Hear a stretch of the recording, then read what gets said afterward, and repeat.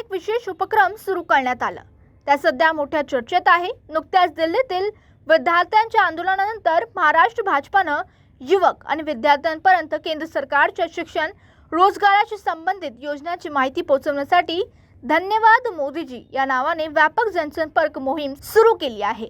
या मोहिमेअंतर्गत राज्यभर विविध विशेष कार्यक्रमांचे आयोजन करण्यात आले. विद्यार्थी युवकांना शैक्षणिक कौशल्य विकास तसेच रोजगारोन्मुख या योजनांची माहिती दिली जाणार. या मोहिमेची जबाबदारी कौशल्य विकास मंत्री मंगल प्रभात लोधा यांच्याकडे सोपवण्यात आली. प्रदर्शन, माहिती फलक आणि जनसंपर्क उपक्रमाच्या माध्यमातून केंद्र सरकारच्या विविध योजनांचा प्रचार केला जाणार. दिल्लीतील जंतर मंतरी ते विद्यार्थ्यांची नीट पेपर लीक प्रकरणी आंदोलन करत असल्याची मागण्या मांडल्यात होत्या. त्यानंतर देशातील विविध राज्यांमध्ये भाजपाकडून शिक्षण रोजगाराच्या संबंधित प्रचार आणि सक्रियपणे कार्यभार सुरू आहे.